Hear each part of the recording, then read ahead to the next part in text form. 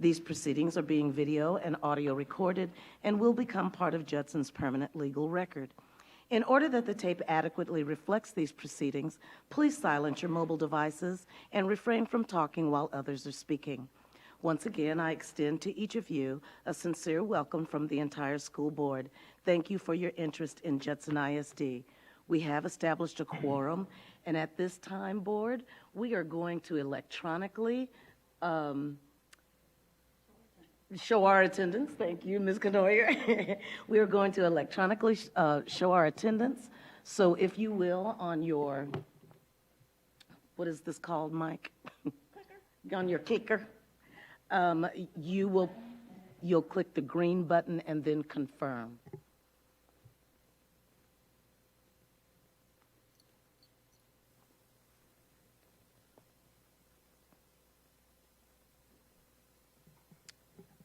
Okay.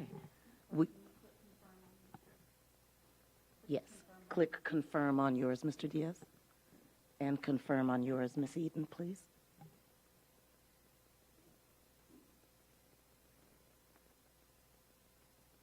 Okay, and we do have a quorum. Ms. King and Ms. Rodriguez are absent, and as they come in, we'll let them know. All right. We don't have any pledges, I see. Dr. Ball? No, ma'am. The special board meeting is okay. Do we have any public comment, Mrs. Holmes? No, ma'am. Then at this time, we are going to proceed into closed session. We're going to ask our audience to please leave.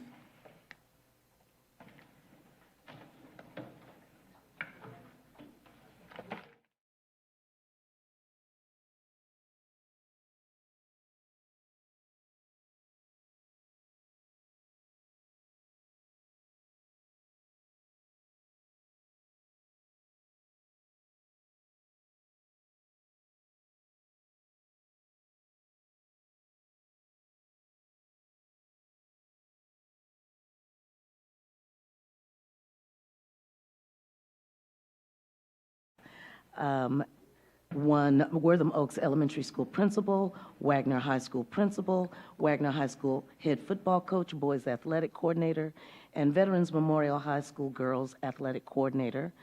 B, pursuant to Texas Government Code Section 551.071, attorney consultation regarding the pending litigation of the matter styled Sharon Jansky versus Judson Independent School District in the 73rd District.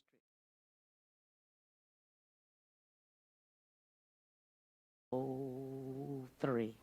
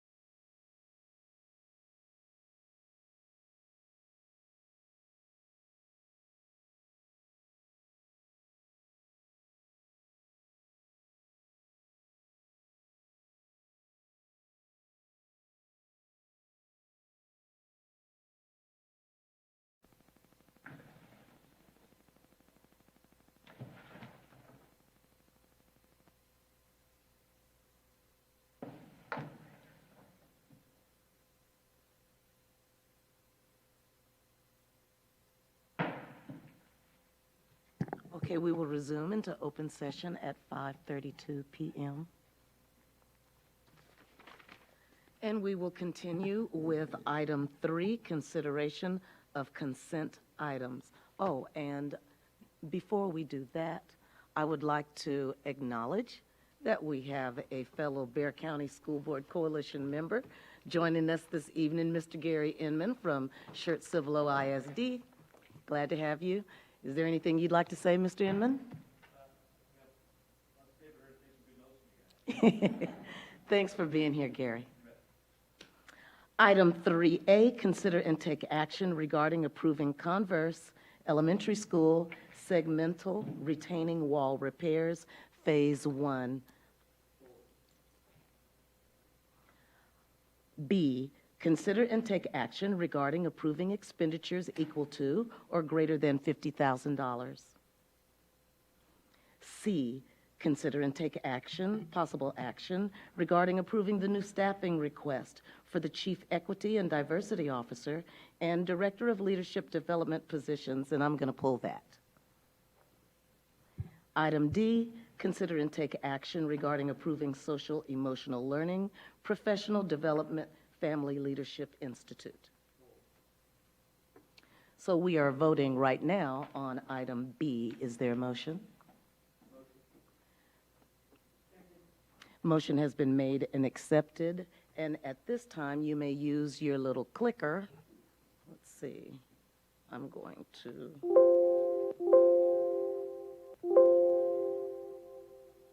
Okay.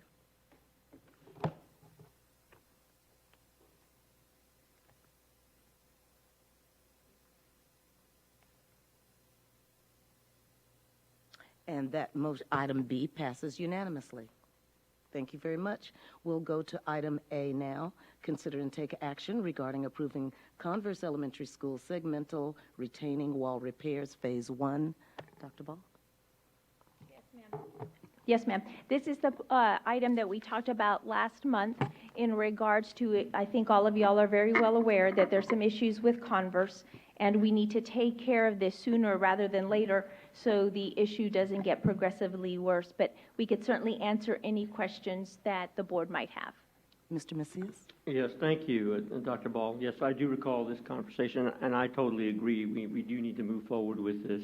My question, though, in regards to the $1.6 million, roughly, that we're pulling from our 2016 bond, I wanted to understand that a little bit better. There were several infrastructure improvement initiatives within that 2016 bond, so I'd like to know where we're pulling it from. Is it coming from a project? Is it a completed project we're pulling it from? Where is this 1.6 coming from? Sure, absolutely. I know that this is from some of the, and I could ask Bill for some of the specifics, but I know that it's from some of the money that we have used, that we have not used, that has been allocated for other projects that have come in either under budget, and we've been able to have some funds there set aside for things that might occur. Yeah, I imagine that's where, but I guess it'd be nice just to formally ask for an updated report. Is it included in the in our packet this month round? No, this is a special board meeting, so Okay. you'll receive one at the regular board meeting. And was it in my packet last month's meeting? There May was 20th? yes, there was a report in the packet last month. I probably might want a little bit more of an extended conversation with the CFO or whoever is designated for the bond, since it's been a little while, and so I do have some questions about the projects and what may have been completed. So I'll request that through your office at a later time, just so that I don't have to sit here and ask a million questions right now. Sounds good. Do we have a motion for item A? I move we approve item A. Is there a second? Second. Motion has been made and seconded, and we can proceed to vote.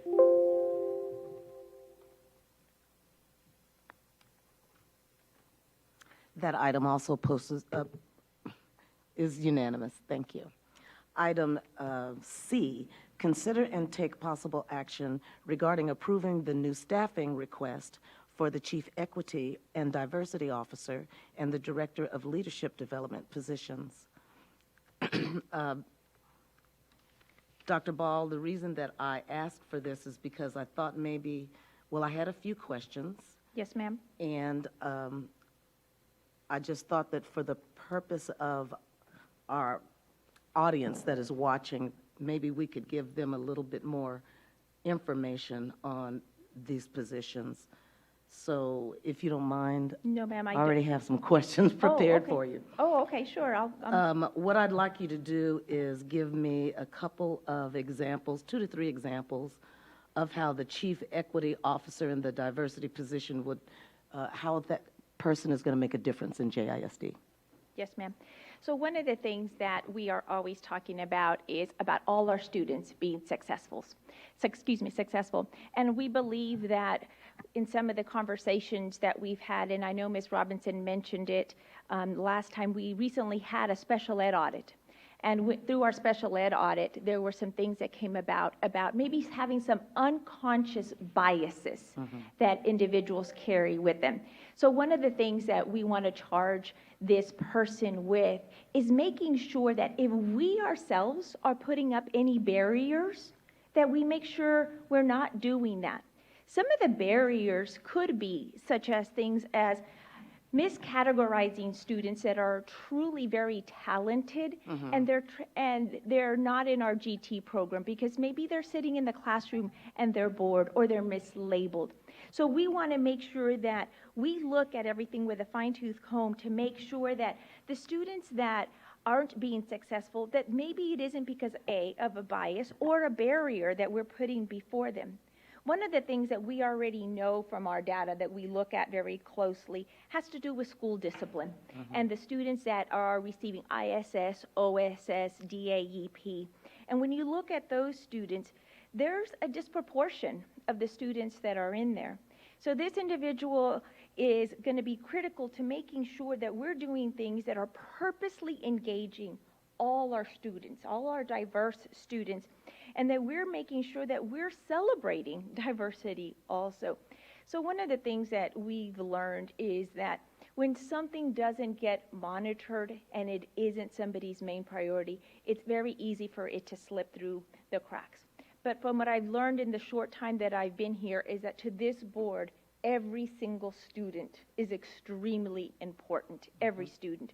And that's what we want to do. We want to make sure that we are not doing something that is preventing a student from being successful. So, ma'am, I hope that helps. Thank you, but I'm not done. Oh, yes, ma'am. Okay.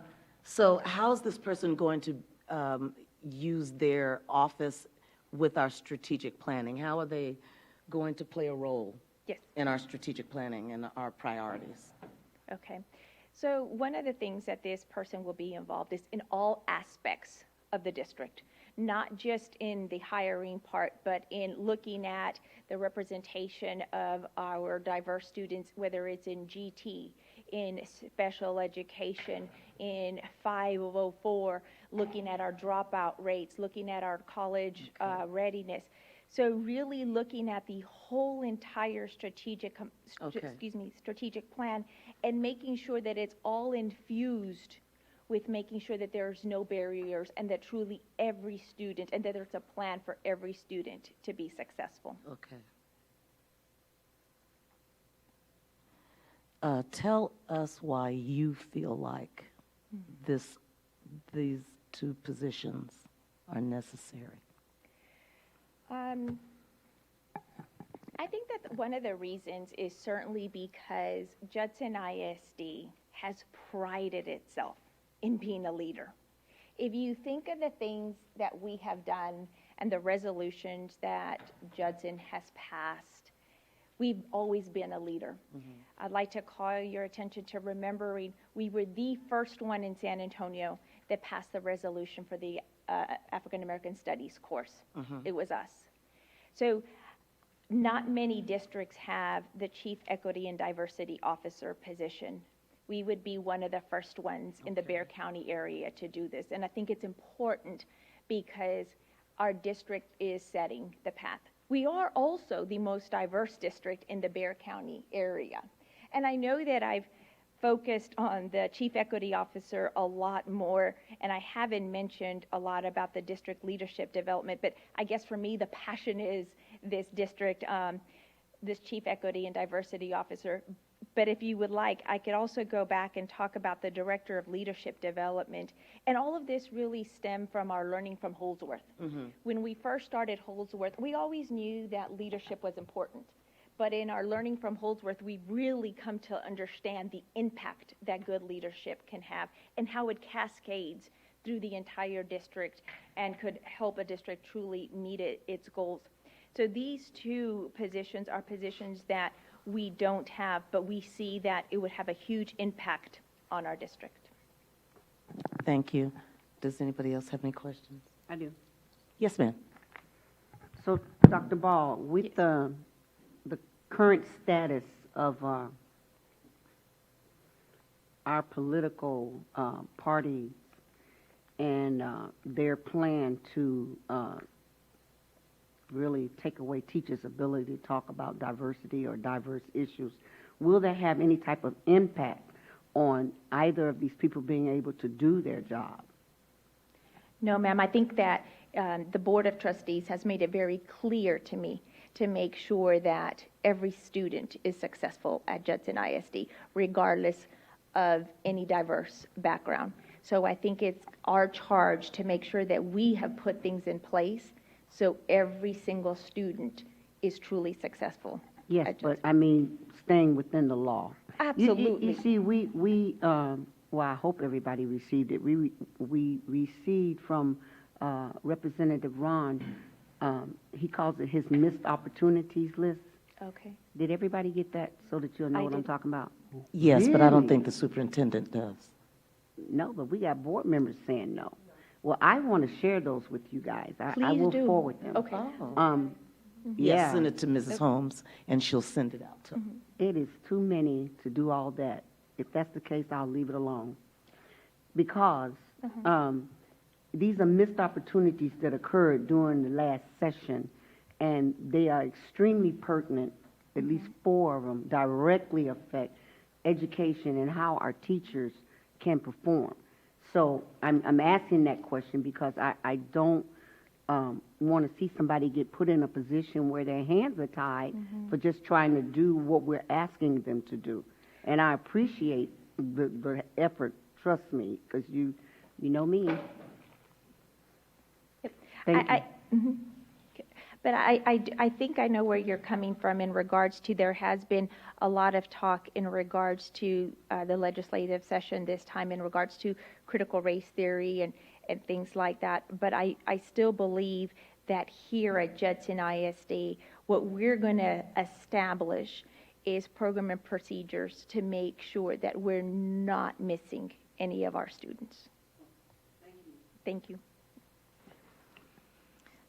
Then is there a motion for items? I have a question. I'm sorry. Yes, sir. Go right ahead. I was liking Ms. Michelle's first question about ROI. What is the return on investment for these positions? During our last meeting on May 20th, I did request to kind of spell out what some of those deliverables would be, what the expectations would be for these positions. And for the record, I do think it's important that we do focus on equity and diversity, and specifically, not to lose sight, because you didn't mention this, but equity of resources for all of our special populations, gifted and talented, to those that are economically disadvantaged, and more importantly, the group that's in the middle, the one that probably doesn't get enough attention. We have an opportunity to look at that, so we're moving everyone forward. So I'm really excited about that aspect of the equity and diversity officer, but the question I asked at the last board meeting, who was doing this? Because I cannot believe, as strong of a district as we are, that we weren't already doing components of this in some way, shape, or form. Shame on us if we weren't. Right. But bottom we line, who was doing this work Right. before? So it's been pieces depending on the area.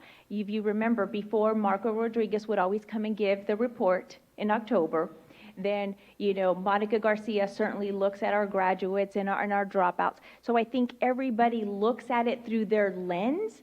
What we need is a lens from it at the very top to look at it systemically for our entire district. Okay. And that's the strong argument, centralizing, having someone from the top. But I guess what I would like to know is that if we realize that it was decentralized, fragmented, we're putting it all together, that then we will see outcomes that are going to be enormously better than what we've seen in the past.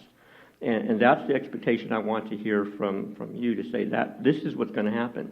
I do respect, and for the audience's sake, that the budget that's being potentially allocated for these positions are coming from our future ESSER funds as well as title money. And is that the intent, to use either one of those budget items? Yes. So if you notice on the board consent item sheet that was provided in the packet, what is estimated there is the high end. So it's necessarily guaranteed that that would be the salary. Of course, it depends on the person's years of service and those things. So what's estimated there is the high end, and it does say on their ESSER or title funds. And I guess if you, I guess it's going to be good to go through the process to see what the outcomes are so we can make adjustments for it. Again, I just hate to create new administrative positions that are demanding this type of salary without some safeguards. We're getting something back for it. So I'll be monitoring that and working with you to see what that looks like. I would expect nothing less. But also keep in mind that a lot more information will come, because I had shared that we are doing an audit, and that is also going to provide us a lot of good information, so then we could start to develop the plan. So I want to make sure that we have this person in place so we hit the ground running once that is complete, and be able to get our gains even quicker. Well, and then just to kind of wrap up the idea of who was doing the work, and the reason why I bring this up is because what we've done historically in this district is we've really streamlined our staff, and we've oversaturated some of their responsibilities. We've added more to them as we've had to do attrition throughout the district. So if this position or these responsibilities were given to folks within HR, we probably gave them additional work, and we may have potentially compensated them for that work, which means when we incorporate this position, have we done an analysis then to see, okay, we did actually increase your salary because of these added responsibilities. Now we have to look at potentially decreasing the salary. Right. Has that been examined in any way? I can tell you, since the 3 years that I have been here, all my senior staff and directors have gotten a lot more duties and no extra compensation. So while I have been here, I have reduced central office significantly with no extra compensation to the staff for doing the extra work. So then it sounds like you're wrapping all this up in terms of this work all happened at the administrative level before, and no paraprofessionals or no one else was involved in this process. I will never say no one else, because it is certainly a team. It's certainly a team effort. Just take a look at that. That's just in case. That's something that we can control. Our personnel budget has been historically at 70+%, 79%, and that's a lot to put into personnel if we can find ways to streamline those costs. And I think that's all I have. Thank you. Okay, Ms. Canoia, and then Ms. Rodriguez. And Mr. Diaz, did you want to address? Okay. Thank you. I'll be voting to support this, because I truly believe that you inspect what you expect. And if we expect that we will make our district equitable for not just our students, but for our staff members as well, and so that the community sees that we truly value each and every student, then I think this is the next step that we take. If we don't have someone who truly oversees this equity audit that we're going to do and put into place, then it falls by the wayside again, and that is not what we have said as a board that we want to do.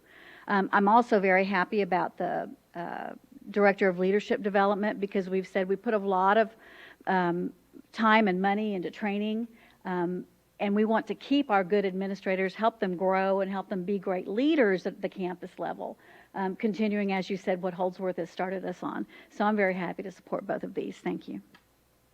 Ms. Rodriguez.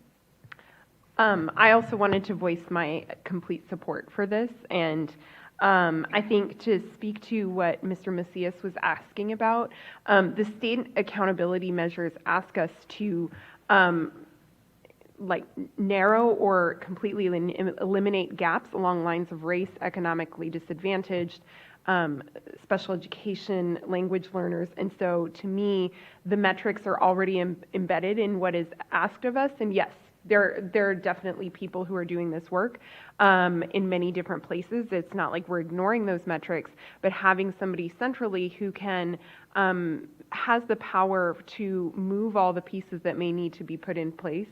I think this is a very strategic move on our part to just increase equity in the district and also to meet the goals that we've set out to be an A district, to be one of the best districts in the state of Texas. So, thank you. Mr. Diaz. So over the course of the last 2 years, we've talked about the good to great model on how we take our district to the next level.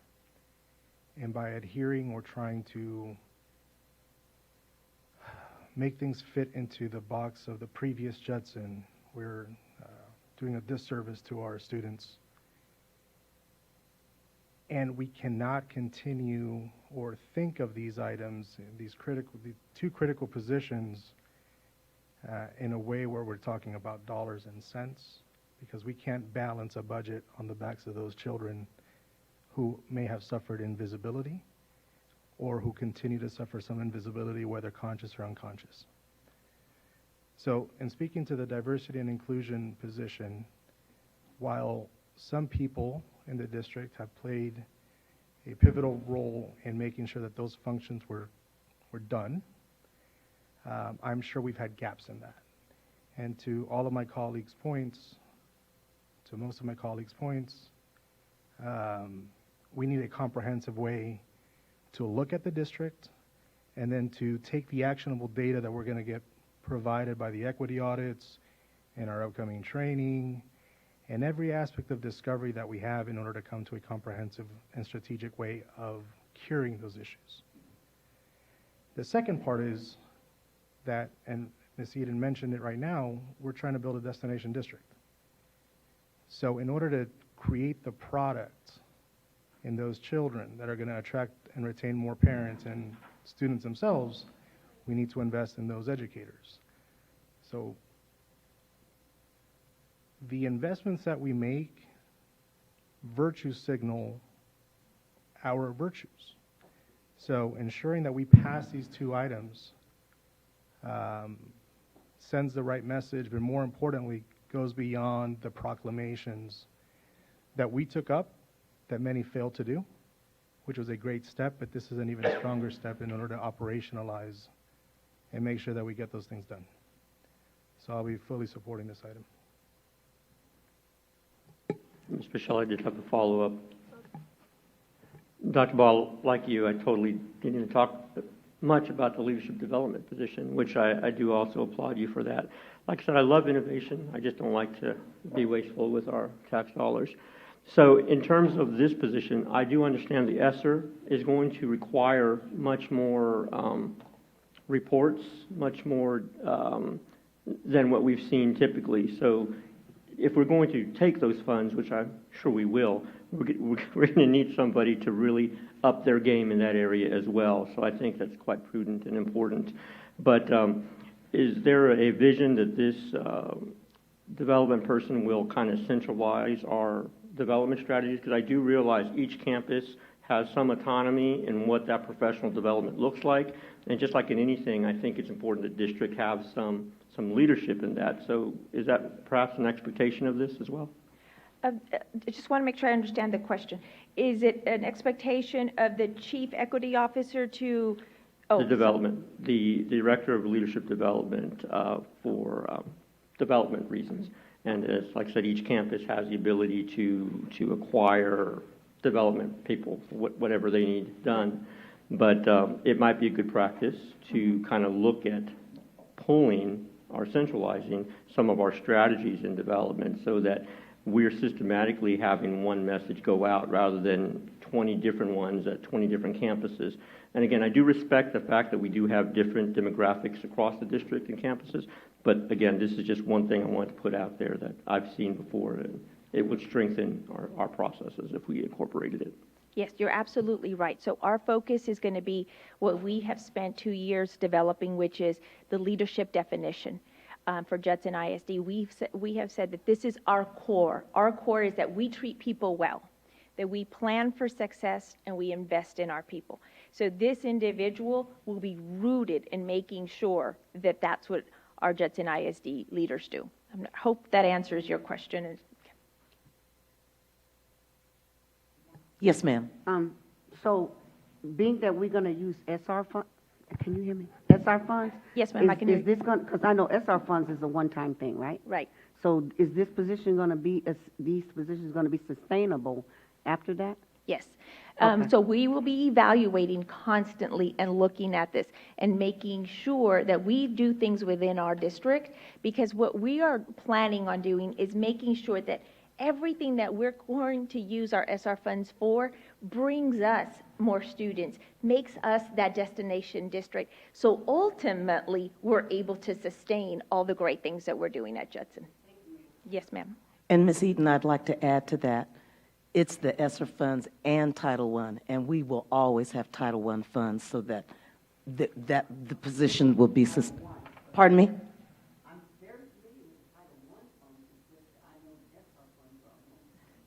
Right. Yes, and the Title I funds will continuously be there once the ESSER funds are used. Yeah. Is there a motion for item C? I move we approve the new staffing request for Chief Equity and Diversity Officer and Director of Leadership Development. Is there a second? Second? Has been moved and seconded. At this time, board, let me clear. And you may now vote.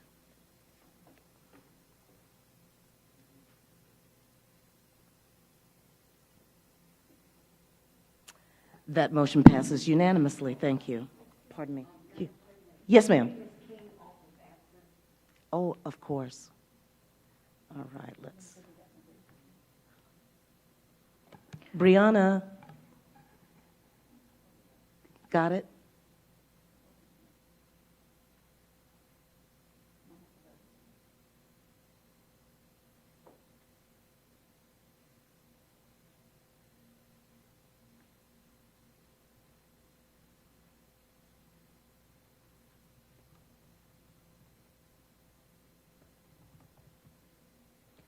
Yeah, we may all need to vote again. We haven't used these since COVID, so. Learning curve. That's okay, we can go. This vote or all the votes? Oh, yeah, okay. Just one vote. No problem.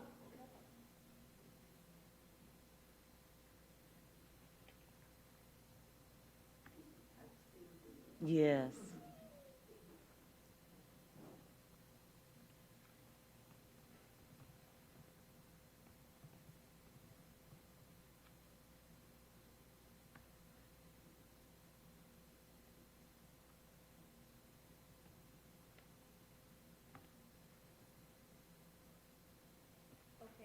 So Brianna, I think, is telling us to do this again now.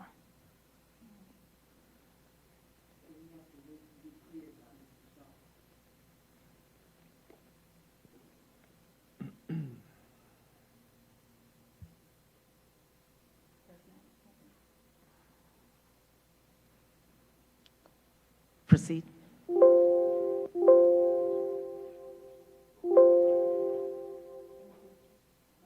So the But Mike, Ms. King is still up. Oh, yes, we need to bring her. don't vote yet.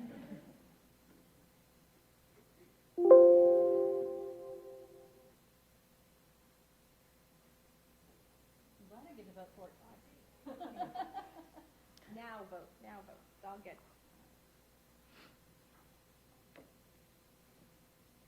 And that vote passes unanimously. Thank you. Item D, consider and take action regarding approving Social Emotional Learning Professional Development Family Leadership Institute. Dr. Ball?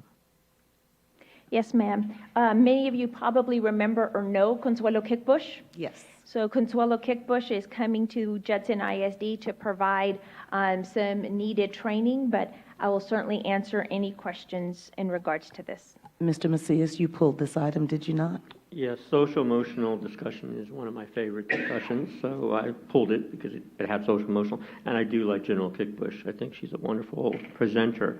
So it's her organization that's coming in to provide professional development for whom exactly? Yes, for all our campus administrators, so principals and assistant principals. Okay. Did I forget anybody else? No, okay. Some of the social workers.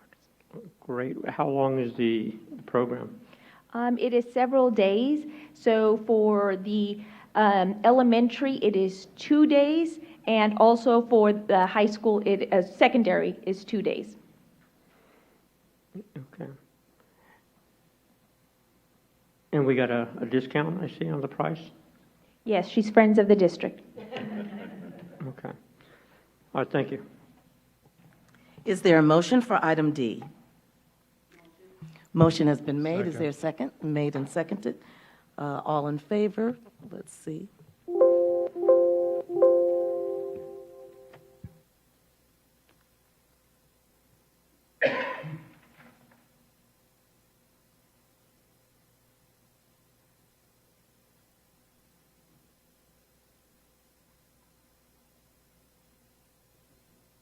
Mr. Diaz, we're waiting on you.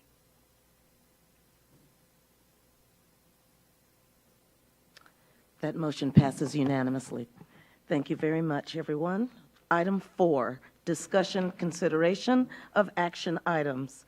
4A, consider and take possible action regarding approval of resolution of the Judson ISD School District Board of Trustees regarding efforts to create more inclusive and equitable learning environments and develop more informed, engaged citizens. Dr. Ball? Yes, ma'am. This was an item brought by one of our board members, by Ms. Rodriguez. So I do believe that everybody has a copy of the resolution. Yes. And I can share why I brought this to the board. So in the same vein as the resolution that we passed last summer in support of Black students and Black lives, I think this is just a continuation of that commitment towards having open and honest conversations with our students in our classrooms.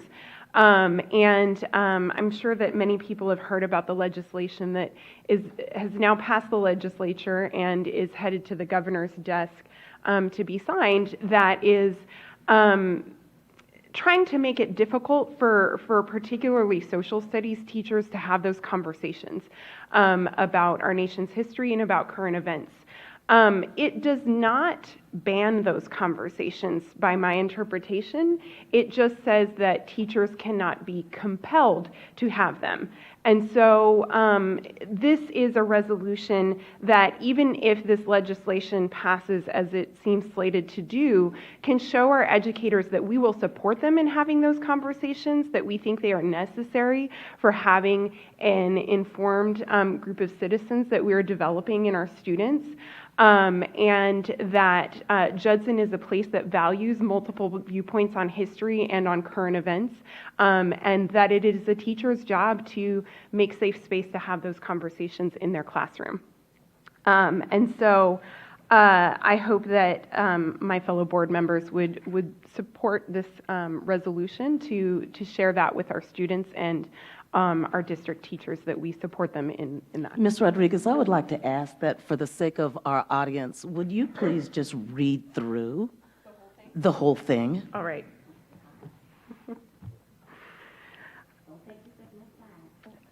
And I'll try to read slow, Miss Eaton, so you can still vote on it. Okay. Resolution of the Judson Independent School District Board of Trustees regarding efforts to create more inclusive and equitable learning environments and develop more informed, engaged citizens. Whereas the Judson Independent School District has shared a core value of diversity, equity, and inclusion. Whereas in the district, we celebrate our diversity and will provide the necessary resources and supports to eliminate barriers to success and foster a more equitable future for all of our students.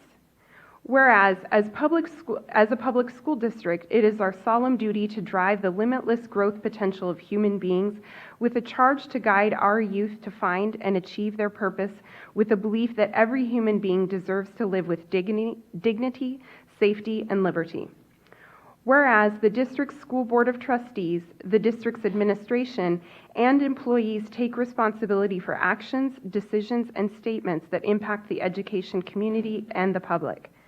Whereas the board has already committed to the resolution dated June 16, 2020, to place importance on the commitment of Judson ISD to Black students and Black lives, and will establish a position of Chief Equity and Diversity Officer to ingrain and prioritize a culture of diversity, equity, and inclusion to demonstrate Judson ISD's relentless pursuit to systemic improvement.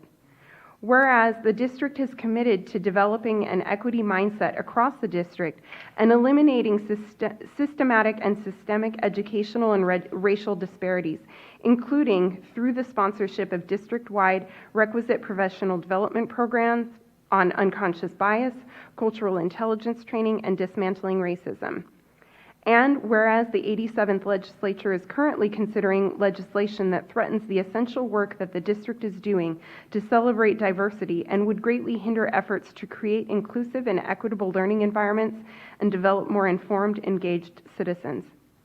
Now, therefore, be it resolved that the Judson Independent School District Board of Trustees strongly urges legislators to support local voters and locally elected school board trustees by opposing any legislation and similar measures that would, 1, discourage teachers from discussing current events in social studies courses, prohibit students from receiving course credit for participation in activities and organizations that encourage civic engagement, including engagement in our public policy making and legislative processes, prohibit requisite training for teachers, administrators, state agency employees, and school district staff on race and gender diversity and inclusion practices related to social studies, history, government, and similar subject areas. Prohibit school districts or state agencies from accepting private funding to develop curriculum, training, or materials for courses in the social studies curriculum, and discourage or prohibit efforts to create more inclusive and equitable learning environments and develop more informed, engaged citizens. Adopted this 3rd day of June 2021 by the Judson Independent School District Board of Trustees, should it pass. Thank you, Ms. Rodriguez. So at this time, is there any discussion? Ms. Eaton? Oh, okay. Ms. Canoyer. I want to applaud my colleague for taking the lead on this. I think it's been obvious that there has been more and more awareness of the board of some of the difficulties that our students have encountered, and being that we truly want to make sure that every student's needs are met, having a statement from the board really helps set the tone that we hope that the rest of the district takes on. And I'm very happy that this goes hand in hand with approving the Chief Equity Officer. Thank you, Ms. Rodriguez. Thank you, Ms. Rodriguez. We do stand in solidarity, and this resolution shows that that's what we do, should we choose to approve it. Mr. Diaz, did you have a comment, sir? No, I just want to thank our board secretary for the work. Anyone else? At this time, is there a motion? I move we approve the resolution as presented. I will second it. Motion has been made and seconded, and at this time you may vote.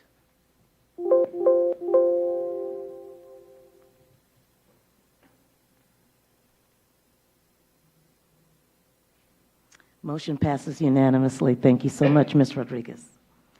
Item 4B, consider and take possible action regarding reviewing and approving board operating procedures. Dr. Ball. Yes, ma'am. This was also put on here by a board member, by Ms. Canoyer. So I'd like to just give her the floor. Thank you. I hope everybody's had a chance to review the board operating procedures. Since we have a new member to the board, it's time for us to, all of us, sign our name on there that we agree to them. But I wanted to add a couple of additions, if I have the approval of my colleagues. Yes. Under item 7, communication, this is on page 51 of our board book, or page 10 of the board operating procedures. I would like to add that number 4, all email communication regarding board business shall be conducted through official Judson ISD email accounts. And that's to make sure that should we have a Freedom of Information Act request, that nobody has to go digging in anyone's personal account, so that all of our information, questions, and responses goes through the official accounts. Okay. And do we want to approve each of these separately, or I'm not sure the route we go with this. Why don't we hear your Okay. changes first? Okay. And then we can, Discuss each one? yes. Okay. And then number 5, I would like to propose that if a board member requests a meeting with the superintendent, an officer of the board will be included in the meeting request. And this is so that should we have, if there is an issue that requires a personal meeting with the superintendent, it's something that the entire board should know about. A board officer may have direct knowledge that could provide insight on what the issue is, and in the interest of transparency, making sure that we all are well aware of what is being asked. So those are my 2 suggestions. Okay, let's take them one at a time then. Is there discussion on using the Judson professional email? Any? I do. Yes, sir. So customarily, I use my Gmail to be in touch with my community, and so I don't mind having a official Judson, but I'm still going to use my Gmail to talk to my community. So if that's a problem, I don't know if that's what your endeavor is trying to stymie, I still plan to use that. So if I'm communicated with, I'm going to want both communications used, because I won't be using one more than the other. So I just want to put that out there. I mean, my Gmail is my public email. That's fine. What we're just saying is that all information that is going to go to you is not going to go to your Gmail. It will go to your Judson ISD email address. So that would be information from Ms. Holmes or Dr. Yes. Ball or from Ms. Anything that Saldivar. comes from the Anything district. official I just goes set to up my that. Google Calendar, guys. You're killing me. So what I'll have to do then is forward. So there should be a forward mechanism on my Judson email, right? Sure. Yeah. I think it's minuscule stuff you guys are putting on here. It's really, you shouldn't hinder a board member's preference. And for 10 years, Ms. Holmes has communicated, well, not all 10 years, she hasn't been board secretary for 10 years. But every time she's been here, I've been able to get my communications. And if there's ever Information Act, I supplied it. So anything relevant to the topic. So I think what we need to be careful, because the second item is the same thing, it's too much control. Why are you trying to control board member behavior to the minute detail? That's going to be my concern on the other item as well. But if it's the board's desire to have a Judson email, that's fine. I just know I won't be using it. Thank you. Anybody else? Okay, let's move on to meetings with the superintendent and having a board officer. Ma'am? No, we're going to vote on it together, but I'm just asking if there's any discussion that you want to have on the items separately. Discussion.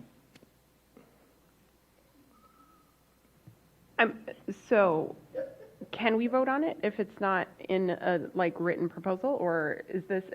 I thought with board operating procedures we have to have multiple readings, or is that just with school district policy? That's Okay. board policy. Got it. These are the Just operating procedures that are That just are for us. just ours. But I guess we could vote on each one separately, whatever your pleasure is, Okay. Madam President.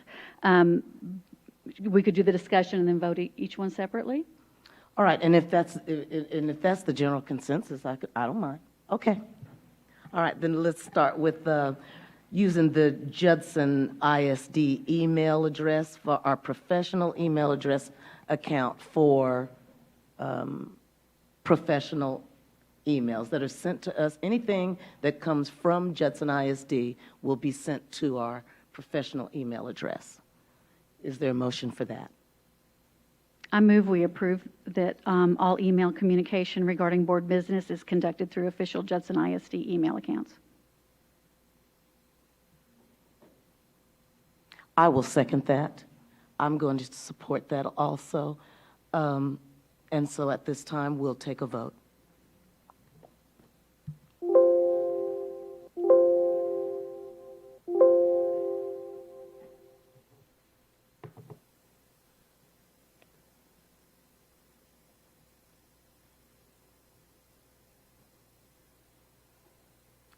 Motion passes. It is not unanimous. It is 6-1, but motion passes.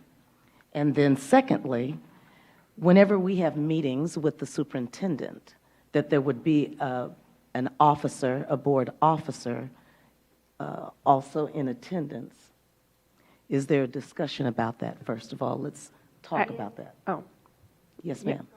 Oh, that's right. No, you had already said, go, go, go, go, go. so I'm reluctant to adopt this for a couple of reasons. One, I think I can't think of an example right now, but I think that there might be times when this is not the best course of action, where maybe there's a private matter that a board member wants to discuss with the superintendent. I think the second one is more around, like, I know for me, it is very difficult for me to find time to have meetings with anybody, and then to coordinate that between three people can be very difficult. And so, and it also seems like then, okay, maybe I would then just make a phone call instead of having an in-person meeting if I wanted to avoid.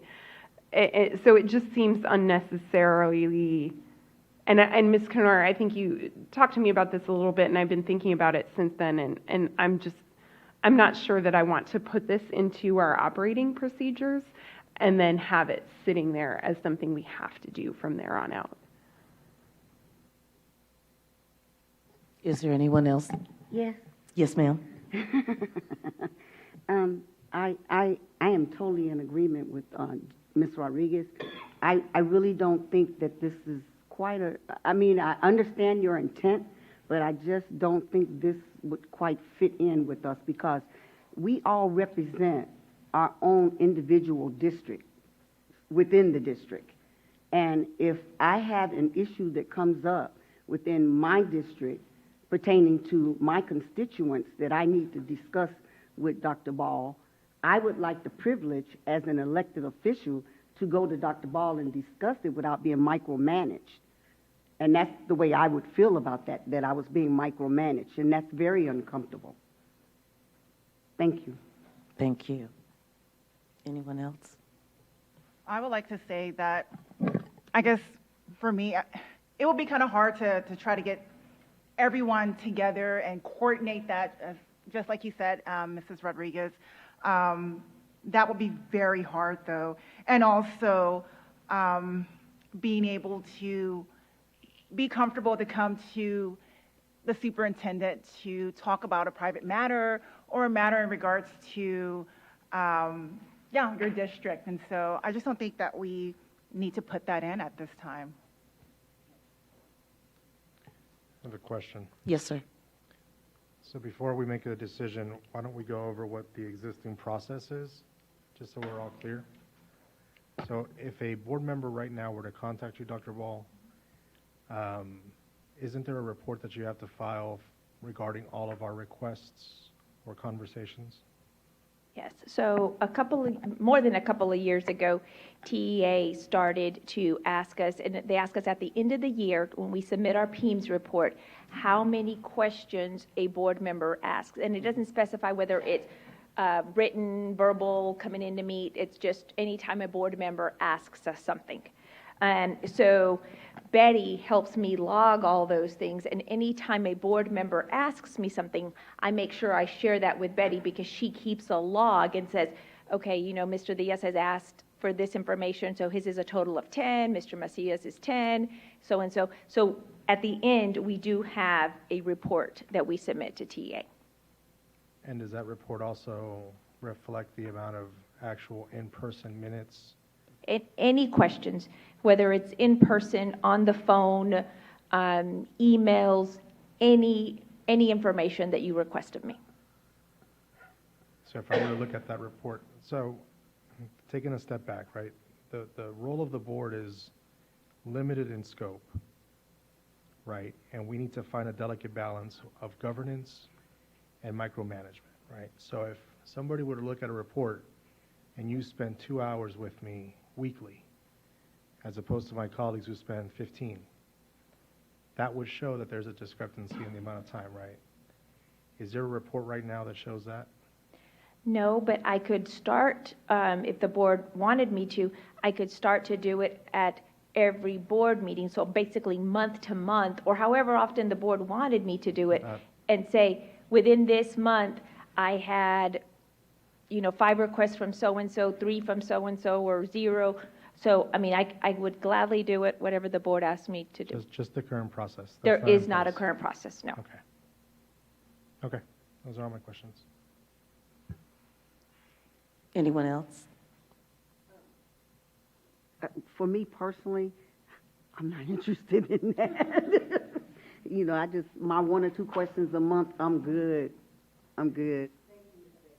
I do try to, by my very best, that anytime somebody asks me a question, as long as it's not personal, then I try to share that same information with everybody else. But that's usually through my Friday notes.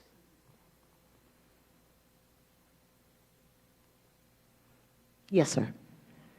I appreciate positive dialogue on this. Certainly, we need to realize that we're all adults and that we should be able to have conversations without a big brother or big sister watching over when we have conversations. So I can appreciate the discussion. I do also have some recommendations on the policy. So after this vote, I'd like to put my policy recommendations out there next. Just letting you know. Tonight? It's on the agenda, yeah, tonight. Is there any other discussion? Well, at this time, let us go ahead and, we need a motion to meet with the superintendent and another board officer. Is there a motion? Motion. Motion has been made and seconded, and at this time, you may proceed to vote.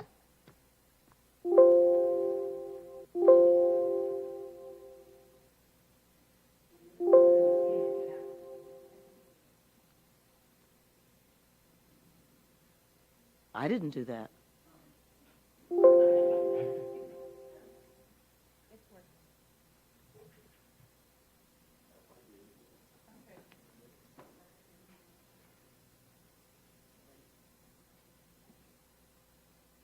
And that vote does not pass.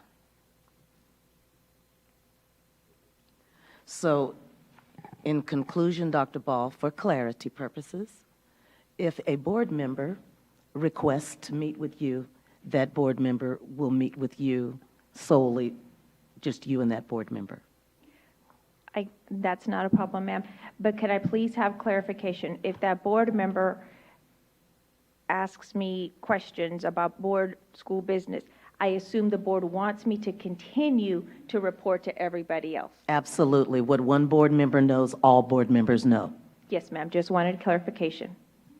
Okay. And that to me is fine. Like, what I did, Madam President and Dr. Ball, last time we had a meeting, that should be an option. You know what I'm saying? Without saying, if you want someone there with you for clarification. But for it to be a mandatory thing, I just feel like that's even adding additional burdens to our president, vice president, and secretary. So, but if you want them there, I mean, you just ask one. I mean, Madam President is always available, and it worked out. But I don't think it should be a mandatory thing, I like your idea, Ms. Eaton. Yes, I just wanted to clarify what Ms. Eaton is also saying, that I could also have that choice, like. Yes. Okay, Yes. thank you. Sorry. If you feel the issue warrants that, then we talk about it, and you say, Ms. Eaton, you know, I think Ms. Bashaw or Ms. Canoyer or Ms. Rodriguez really needs to be in on this. Then you know what? I will pick one of them, call one of them and say, hey, I'm meeting with Dr. Ball. Can you meet me this day, this time? That's great. That to me, we should have the right to do. Thank you. Item C. Ms. Michelle? Oh, I'm sorry. Yes, sir. Okay.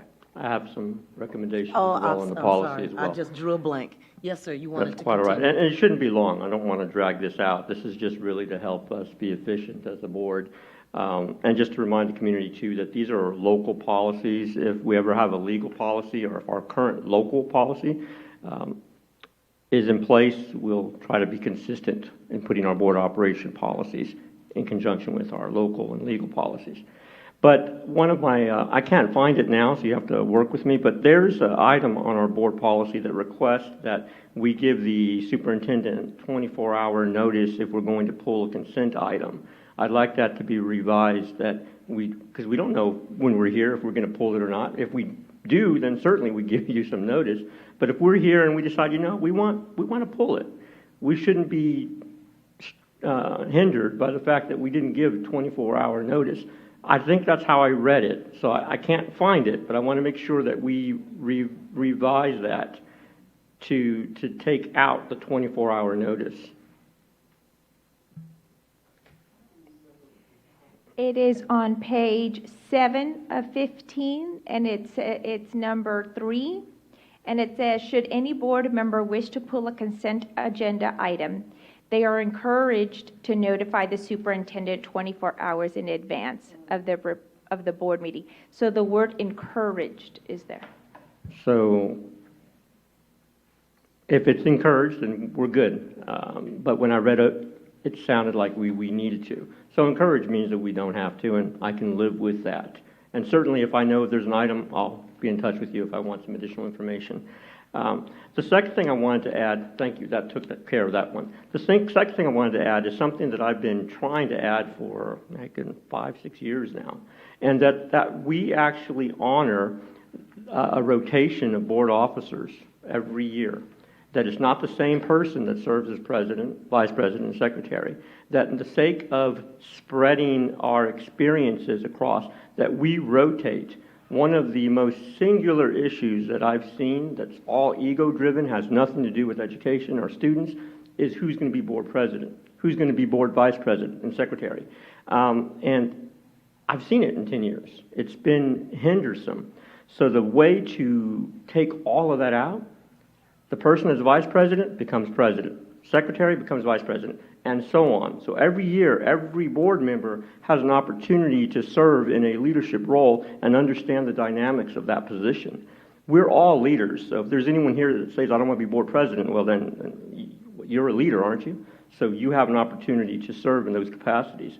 So my recommendation is that we incorporate language that would stipulate that we rotate officers on an annual basis. So basically, whoever's secretary, for succession planning purposes, they're in line to be vice president and president and so on.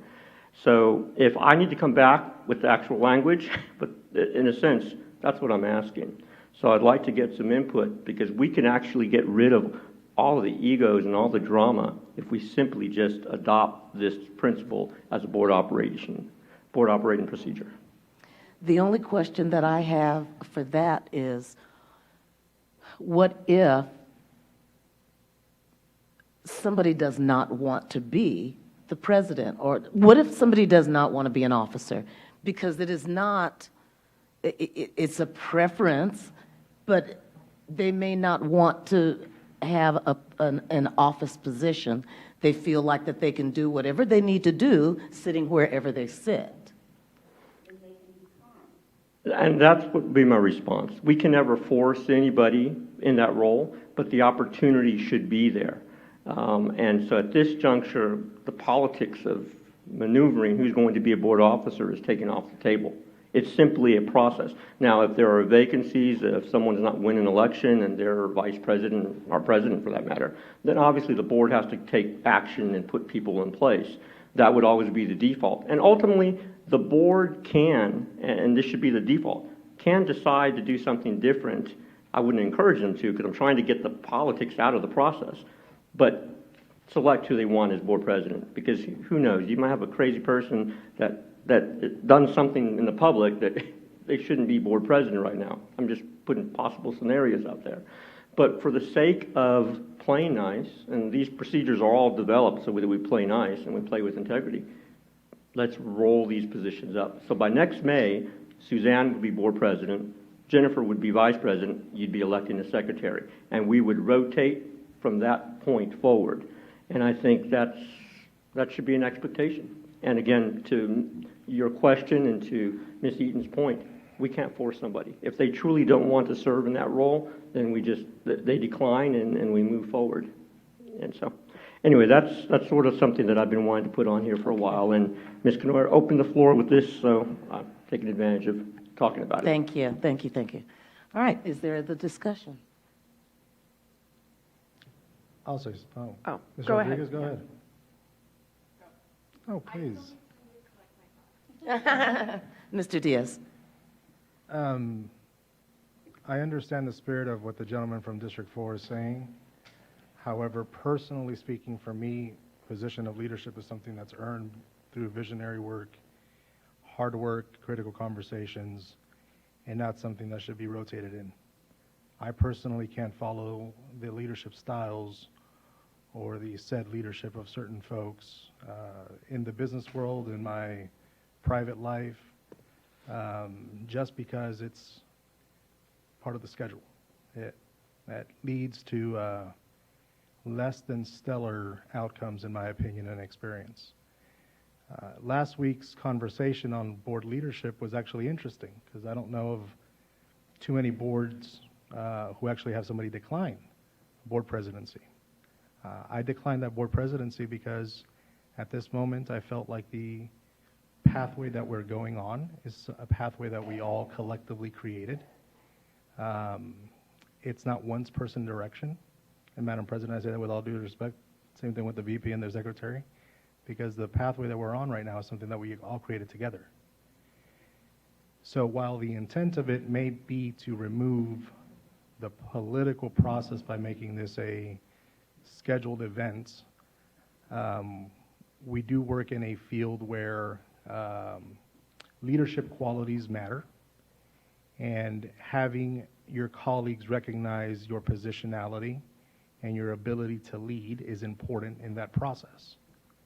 So I will not be supporting that move, because it actually ultimately will take away from our ability to actually choose somebody who is the appropriate leader at the appropriate time based on their outcomes and what they put forward and the gifts that they've brought to the collective table. Thank you. Ms. Rodriguez? I'm glad you spoke first, Mr. Diaz, because literally as soon as I opened my mouth, I'd forgotten what I was going to say. But what I was going to say is asking Mr. Macias, when you were speaking, I got a little confused if you were going to come back with some proposed language for this, or if you were hoping that we would vote on this tonight. It's not a dire issue. I'm sorry that we've taken this much time on it now. I can put together language, and I think that would be appropriate, because I'm sharing sentiment. I'd like to get feedback, and obviously have this discussion. One thing we can't do is waste time, so if the support's not even there to discuss it, and if it's not feasible, then I'm not going to bring this back up. But the intent is to take the politics out, honestly. I think that's been a big hindrance, and to rebut Mr. Diaz's claim of, we have to work together, right? The whole premise is that we're a team. We may not like each other. I say all the time, I don't have to be your friends. The idea is to work for our community, and I think we all are working for our community. So ultimately, it doesn't matter who's sitting in that chair. It should be any one of us that will continue to promote student achievement. And like I said, once we get around that corner of the politics for the officer positions, I think we're going to be even better, because it's going to mandate that we collaborate, that we work together, as we would do in the business world. Ralph mentions business world. There's politics in business too, guys. So we all have to work together. Anyway, I'll yield for now, and Ms. Rodriguez, to your point, I'll go ahead and bring this back with actual written language, and then we'll move forward. Well, and I would say that it has not been my experience that this process has been political. To me, it has felt like, we've chosen the right leader in the right moment. I realize as a board officer that might sound a little bit arrogant. I don't know that I wield as much power as it might appear, but I think that it hasn't been my experience that has been fraught, but I understand that might be some people's experience. And I agree with Mr. Diaz that I don't think it is something that should be bestowed upon somebody just by default. And so I think that I would want to do some more thinking around what kind of alternate process I might propose, because I feel like the process that's in here leaves it open to having a fair and regular process for choosing a leader, and if we decide that we want to continue under the current leadership, we can, or we can choose new leaders. But I'm open to considering other suggestions. I just don't know that I agree with a kind of default rotation. Okay. Any other discussion? Yes, ma'am. And I understand what you're saying, Ms. Rodriguez, and I'm going to try and make this quick so that I'll not belabor the time. I understand what you're saying. You're right about that as far as just a default. But I also, in our last, well, a couple of weeks ago, or last meeting, when we went through the process, I thought that, first of all, Mr. Diaz, before I even said anything about your nomination, I sent you a message and asked you, is that something you're interested in? And you told me? I'm open to the discussion. You said yes first. And then I And you're clarified- open to discussion, but you know when you make a nomination, the discussion comes second, okay? Which is fine, because I wouldn't have said nothing if you had not said yes. So, with that being said, I understand when you and I spoke later what happened. I understood, okay? But that was after the fact. Anyway, I like your idea, Mr. Macias, of taking the politics out. If a person does not want to do the position or be in the position, then we have the right to decline. It would be the same as Mr. Diaz. He declined when he was nominated for president. He declined. We have that right. But I viewed it at that moment as, wow, this is a great opportunity. Ms. Bashar could train Mr. Diaz. I'm not saying you need training, but you understand what I'm saying? Yes, there's only 3 people that have gone through the process of whatever needs to go on or happen in these 3 positions right now out of all of us, us up here sitting here. So to me, I viewed it as, wow, this is a great opportunity. Mr. Diaz can get up there. Ms. Bashar will be coming down so she can train him, or Ms. Canoia can train him on what needs to transpire. So I thought that was the direction we were getting ready to move, and that didn't happen, okay? So I think that if you come up with the wording that you want to use, Mr. Macias, combined with what Ms. Rodriguez comes up with, that we can come up with a solution, okay? There's only one position I've ever been interested in, and you know what that is. So, and it's not president, vice president. Jenny, I want your job. How about... Okay, so anyway, I'm going to let it go, but you understand what I'm saying? Sure. Because you threw me under the bus. No, ma'am. No. Just to clarify, my position was I am open to the conversation. Yes, ma'am. I further clarified my position before we made the vote.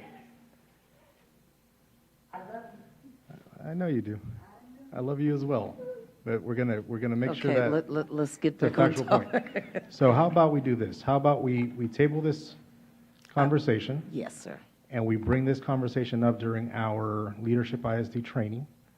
That way we all have the opportunity to have critical conversations about what we envision personally as the appropriate way to allow people to take leadership positions and get leadership training in order to be effective when they get into those positions. and because it feels like and it sounds like there's a lot of underlying historical issues at play here, and even that mere process last week was fraught with politics. So let's be honest about those positions that we have. Let's have those critical conversations during our training and our team building efforts, because the underlying trust has to be there in order for whatever process we choose to be appropriate and something we can all live with. Cool? So let's do that. So do we have a consensus to table this item? Just nod. That'll be fine. Thank you. We're going to table item B. Let's move on to item 4C. Consider and take possible action regarding the approval of changing the regular June the 17th board meeting to June the 24th. Dr. Ball. Yes, Madam Board President and board members, on June the 17th is our graduation from Holdsworth, and that is going to be held in Austin. It is our very first time to go and visit the Holdsworth Center that was built. Because of COVID, all our trainings have been through Zoom, so we would like to attend as a team, but in order to do that, we would have to move our board meeting, so I am asking permission to move it to the following week. Anyone in discussion? I don't have a problem with that, Dr. Ball. Does anybody?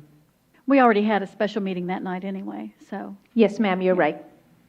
So I move we approve changing the date of our regular board meeting from June 17th to June 24th. Is there a second? Second. The motion has been made and seconded, and you may proceed to vote. Will I be allowed in with a baby? That'll work out for Mr. Diaz's family also. I will have the ability to come in and get some rest from a newborn. Yeah, I'm good with that. Right.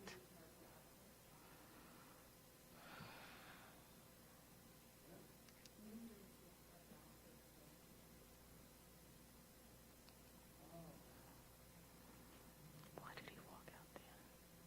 Let's see. I'm going to need assistance from Mike again. Oh.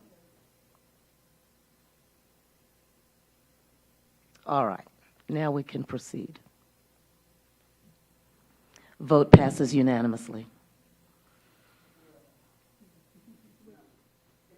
6-1, thank you. Item 4D, consider and take possible action regarding the approval of design services for middle school number 6. Dr. Ball? Yes, ma'am, we have a presentation for you. It's the same presentation that was in your packet. Okay. But we do want to give you an opportunity to ask any questions. One of the things that we have been working on is, through our growth and planning, is to be able to design our middle school.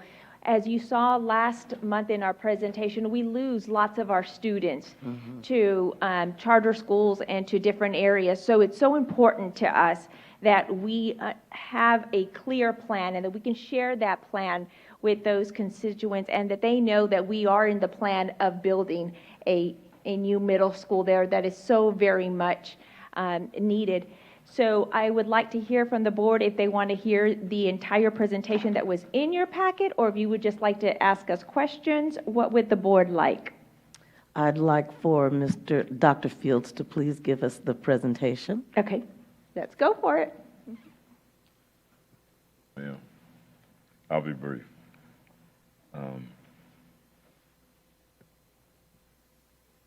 Thank you so much, Madam President, Board of Trustees, Dr. Ball. Yes, ma'am. Is it on now? Gotcha. Thank you so much. Let me see if I can put this on presentation. The initial intent was just to go through and talk about the growth and planning meeting and come up with some of the concerns that have been coming up frequently in those meetings. We've had about 5 of them. We've done tours at elementary campuses. We've shared data at the existing facilities from elementary, middle, and high school. And there are certain priorities that just keep flying up that we're going to have to address moving forward. The first one is HVAC controls upgrades and providing air conditioning at all campuses throughout the district. That includes the elementaries and middle schools that don't have them. Updating technology infrastructure and hardware, and improvements for future academic programs and at existing campuses. But the one that is the common theme every time we show up is we need a middle school in the north end of the district. So tonight we want to make a proposal to the board to probably expedite that process. Typically in calculating school capacity, we have about 25 students in each of the classes. There's usually 3 grade levels, 6 through 8. And there's usually about 3 sections for every core area on that campus. And then the maximum capacity, and we say capacity, but we're talking about ideal capacity, is usually about 1125. And then the planning capacity is usually about 900. Now, what you'll see in this next slide is that Kirby comes in at about 740 students, and Woodlake Hills comes in at about 901 students. But Metzger has about 1019, and Judson Middle, which is a combination of J-STEM and Judson Middle, comes in at about 1302, and Kitty Hawk is 1323. Now, one of the things that really resonated when we went through this process with the Growth and Planning Committee is that you can see that typically there's 3 elementary schools that feed into a middle school. And all of the elementary schools are like that except for 2. Metzger has 4 that feed into it. But when we get to Kitty Hawk, there's 7 elementaries that feed into that middle school. So you've got Coronado, Crestview, Franz, Olympia, Rolling Meadows, Salinas, and Wortham Oaks, all going to Kitty Hawk. So it's just a big campus. You don't have a magnet program there. You just got a bunch of students. And although we've increased the classroom capacity, what happens is the social areas like the library and the cafeteria, they're just not built for that many students.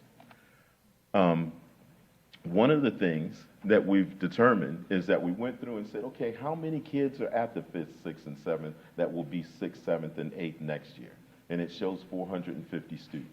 And then it says this area, like Dr. Ball said when we started, this is the biggest area that we see the leakage of our students at the middle school level leaving to go somewhere else based on Assistant Superintendent Gosh's report from last week. One of the reasons is you'll see that it's 9.4 miles from Wortham Oaks to Kitty Hawk and about, I think it's 4.8 miles to Kitty Hawk from Rolling Meadows. About 16 to 32 minutes from Wortham Oaks and about, I think it's 8 to 15. But, you know, that depends on what the traffic's like in that area. All of us have driven that area. And if you go 1604-35 at the wrong time, you're going to drive into a parking lot. So, and remember, this is how long it takes to drive, not for a bus to go around, stop, pick up kids, stop, pick up kids, stop. So it takes a little bit longer. And that's why we see a lot of the students not wanting to come back down. In addition, we have some of the 6th graders at Wortham Oaks still going to Wortham Oaks. So if those students were to have come down to Kitty Hawk, the numbers would be slightly higher as well. So we also took the liberty of going to some of the developers in the area. Did we lose it? But in the lots, it has all of the different lots. Was that me? Oh, you gonna blame it on me? Okay.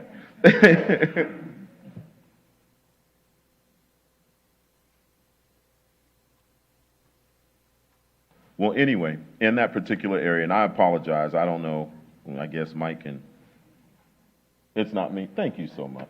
See? So in that area, we determined that they're developing over 1,470 house lots. And I don't know if everybody's up on current events and buying houses, but there's a bidding war out there. So it's not like these houses are going to sit around empty. There's going to be people who move into them, and there's going to be a lot more students that feed into that campus.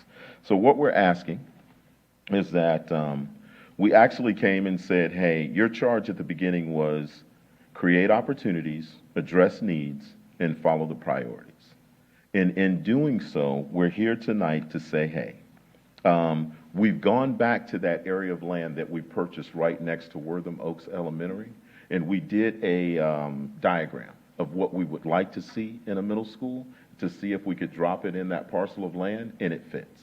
So for us to get a architect to design that area, and we have a list of all the other things needed in that area, if we could do that now, and we were to do a potential bond in November, we could do a reimbursement resolution and put that money back in the fund balance. But if we wait until we do the bond before we start this process, then we'll increase our waiting time by about 7 to 8 months. If we were to start this now and put together that reimbursement resolution, if we were to move forward with a bond in November, then we could replenish that money back into the fund balance and be ready to start at the beginning of next year, or at least in the first quarter. So we're asking that you guys approve this design and the monies to go forward based on what we've kind of guesstimated. I have one question, Dr. Yes, ma'am. Fields. Yes, ma'am. The design for this middle school, Yes, ma'am. when the time comes for other middle schools to be built in the future, would we use the same design? I would tell you that we've done that in the past. Yes. And what we've seen is that things have, evolved. So it's nice to have that design, but to say that it's going to be our prototype for everything that we may do going forward, I would ask that you allow us to wait and see what the current Okay. trends are then. So it would depend on the needs of Correct. that Right. particular area. It would also depend on how long into the future, if we don't use the design again for 10 more years, we probably wouldn't want to use that Okay. same design because things will probably advance so much by then. So I would say that there's just a lot of factors that would play That are into involved. it. Mhm. But one of the slides that you weren't able to see is that going forward, what we're requesting now is going to have common areas, an open library. It's going to have places where kids can come and socialize and engage and, maker spaces, stuff like that. It's not going to be a bunch of books in rows in a library that kids have to be quiet when they go in there. But gone are the days of building Taj Mahals. Correct. Okay, good. Any other questions? Yes, ma'am, Ms. Canoyer. So the requests for the type of building have come from that planning committee as well? So that we're not Definitely. just imposing what we think, but this is coming from all the members of that committee? Definitely. We've sat around and had conversations. We've taken tours of campuses. They've come back and said, hey, we could really use this, or we could really use that. And those are some of the things that we've incorporated into our request. But at this point, we're just asking for the funds to move forward with the design based on those recommendations. And about how long does it take to build a middle school? To build a middle school, usually about a year and a half. The actual correct me if I'm construction wrong. after the plan? Yes, ma'am, after the plan. Okay. So if we Follow. don't want to wait more than 2 years, going ahead with a plan now that we have Correct. would help us shave that down so that we could open at the beginning of a school year, not the middle of a school year, which is problematic, especially at a middle school. You're absolutely correct, Okay, Ms. Kenoyer. thank you. Right now, if we got on this and all the dominoes go the way that they should, the fall of '23. And if we approve the design now, then when it is time to get the ball rolling, they can just start. Yes, ma'am. Good. And Okay. one more thing, isn't it also true that the longer you wait to build, the more expensive it is? I can Traditionally? I can tell you right now it's expensive. Wood and steel and everything else has gone up. And it's just, and we've really calculated an estimate on what we think that's going to be. But, going forward, we'll have to wait until we put it out. Any other discussion? Question. Yes, Yes, sir. sir. Dr. Fields, have we had an opportunity to talk with the local authorities? I know this is only the first stage, and typically we work with municipalities and government and city council and all that kind of stuff, just to make sure that we don't have any future issues with roads and all that kind of stuff. Has that conversation happened at all at this point with at this phase? Yes and no. We've had community members come in and we've talked to them. This particular approval will then allow us to engage in those conversations as we create the design. You'll need to bring in engineers, the people who support, I was really getting ready to say something inappropriate, but that bird that's over there by Veterans Memorial High School, the people who support those, that's what comes out when we start to do the design. So, yes, ma'am. So we'll start to do those things as we move forward. Now, have we gone to the homeowners associations and things that we've done in the past? No, sir, because we haven't come back to the board and say, hey, the recommendation is. We're still going through that process. Well, and I know that ultimately the bond, we don't know if it'll be a no tax increase bond, which are much easier to pass, or if there'll be a price tag with that. So to jump ahead of it, make sure that you include everybody within that geographical area, which would mean the homeowners associations or neighborhood associations, just as another level, because we want to make sure that there's no adversaries in terms of to us building it. One of the things that parents know, we need a school, but in order to ensure that we've done our due diligence to talk with the community, reach out to them as well, just as another checklist item. And I know that we have members from the community on the committee, and that's great. In those capacities as well, in those capacities. But just in case we've missed anybody, and I wonder, who's the city, is it Selma? What city council, what jurisdiction is Wortham Oaks in? Bear County. So it's not part of a municipality, it's county? I believe it's county, yes. Okay. Well, then good, then you don't have to meet with no council or mayors then. But if, just meet with some folks around there, because you want to make sure you take all that stakeholder input now early in the process. Correct. Than rather than try to fix it later. Absolutely. Thank you. Yes, sir. Anyone Yes, ma'am. else? I just have one comment. This is the area that I represent, District 1, and I can tell you that every single council member, mayor that I've talked to who knows anything about it is raring for us to get this going. They want their kids at a middle school that is closer by, and the ones who have kids at Kitty Hawk want for Kitty Hawk to be a smaller campus, so that each student gets more individual attention. So my folks are for it, everybody that I've spoken with. Ms. Rodriguez? I would just add, having sat on this committee since the beginning of the year, there's a lot of momentum behind this idea. And I think, were we to propose a bond, we have a lot of champions on that committee that would help us in passing that. And I think they would see this as a positive step forward in earnest, that the district is serious about making this happen, should we pass this today. Mr. Macias? Yes. I wasn't part of the initial conversations at Alamo College's last 19 months, which I really enjoyed. But the question I have here, we're talking a lot earlier today about equity. And one thing that I'll always hear, and you've heard it as well, Dr. Fields, the northern portion of our district gets more resources than the southern portion of our district. A middle school is absolutely needed. I see it as a slam dunk. And happy to say that I've been saying that since 2013 when I wrote a letter to the Express News regarding this matter.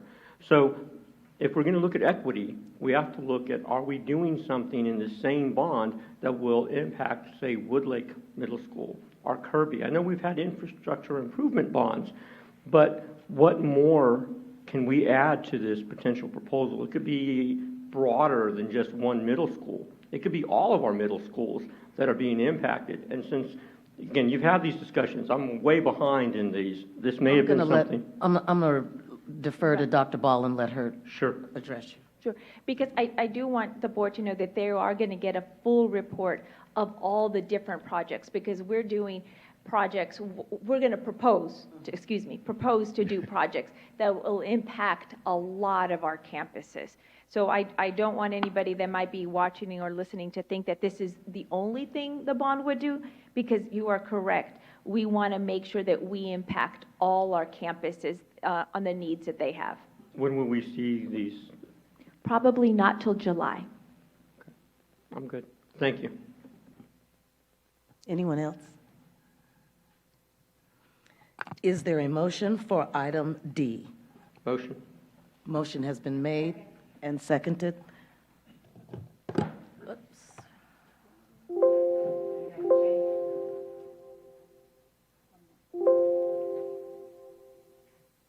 Okay. Here we go. You may proceed to vote.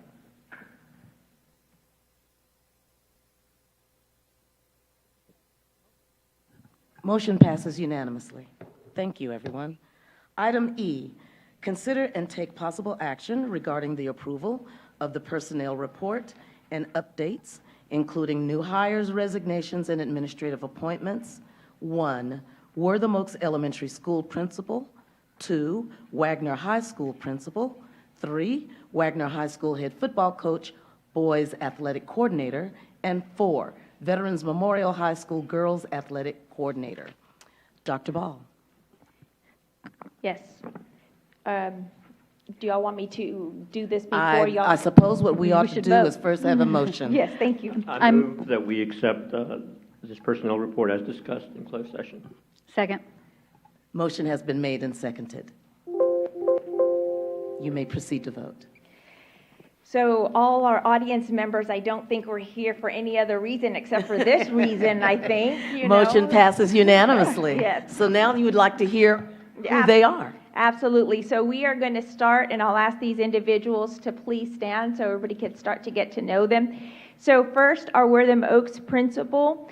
The principal for Wortham Oaks Elementary is going to be Brian Coughlin. He's back there with his daughter, so congratulations. Welcome to our district. The next one is our Wagner High School principal, Ms. Priscilla Alfaro.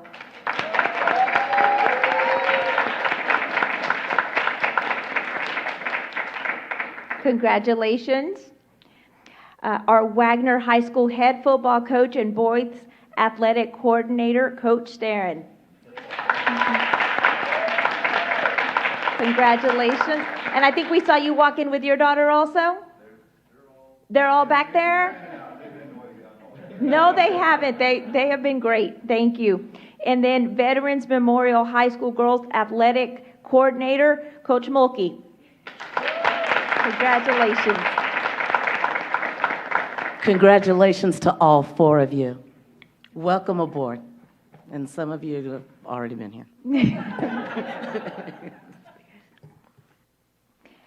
Madam President, Yes, ma'am. may we take just a 10-minute little break just to congratulate our new Absolutely, to folks? congratulate them, sure.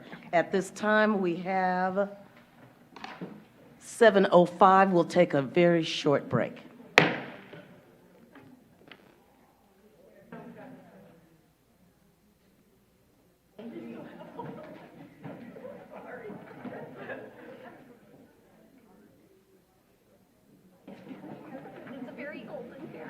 Surprisingly, I'm not tonight. You got Not at all. Not at all. I just figured we've been going for a while. Yeah, we started a little earlier today. Oh my God. I know you had to come from work. You cold? Yeah, freezing. Here, you can see how cold I am.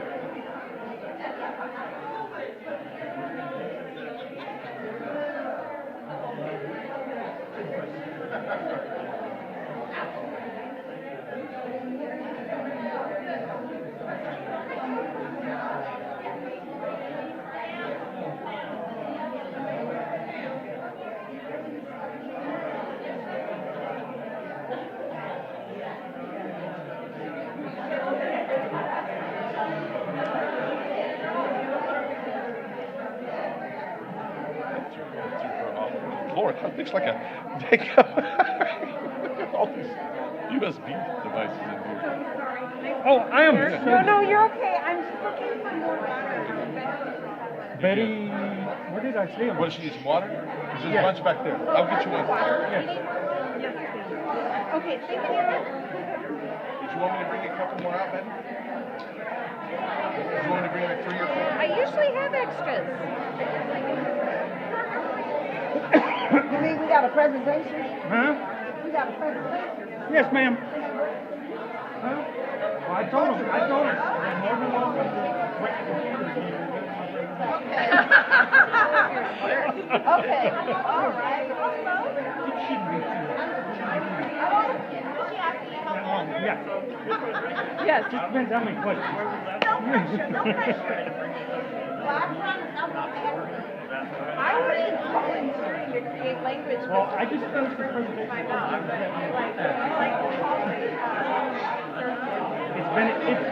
It's been a week.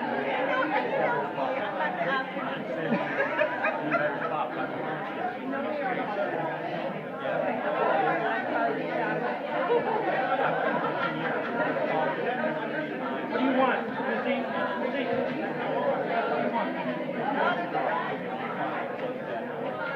I'm open to suggestions. Sure.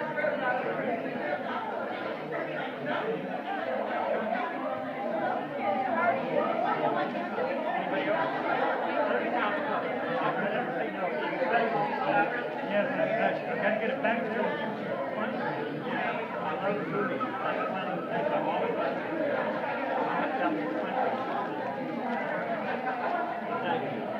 But I do want to meet with you about the bond.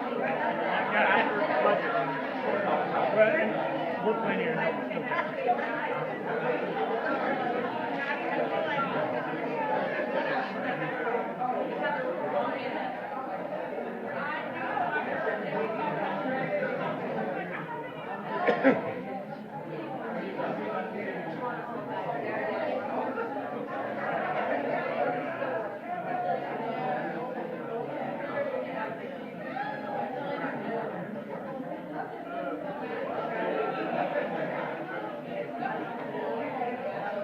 I feel so negative.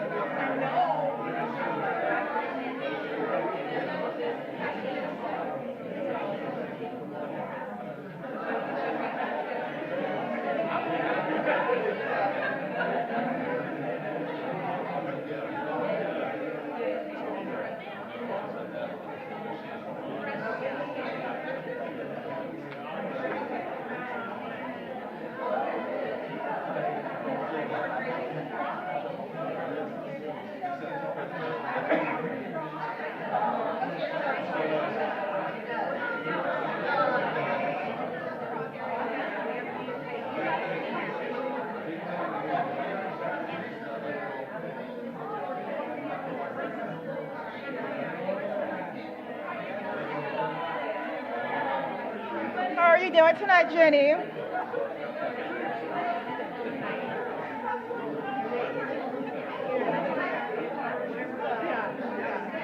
But that was your line. I didn't know if their last year.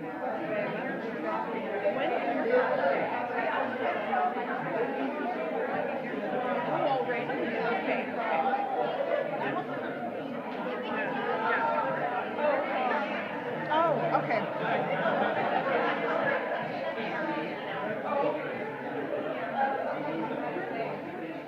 I forgot we were doing personnel.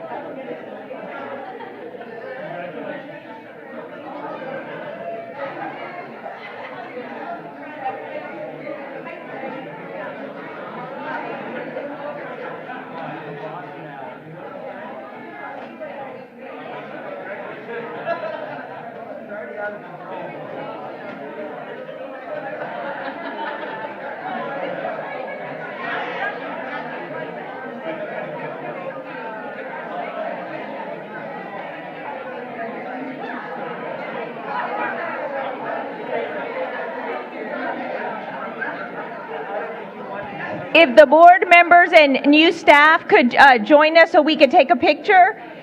So Coach Janelle Mulkey, Coach Starren, let me see, Mr. Coughlin, Ms. Alfaro, if y'all could join us up front so we could take a picture, that would be awesome.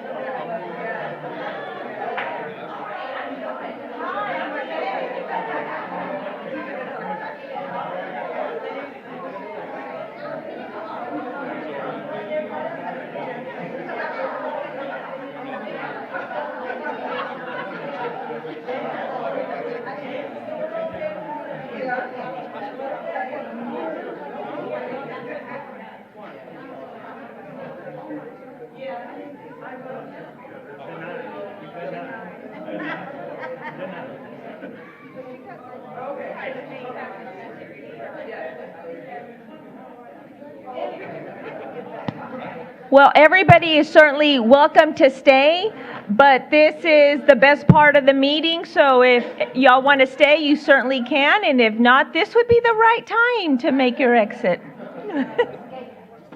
Sure.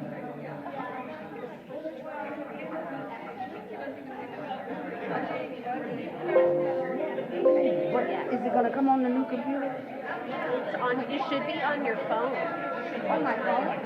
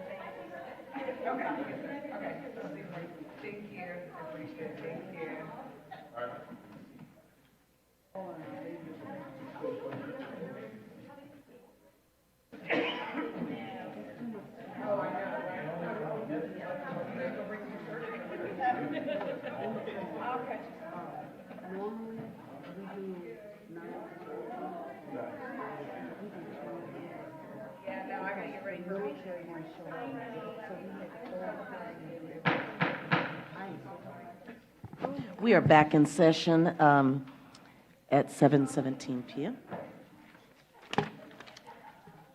And so now we will move on to item 5, discussion items and reports.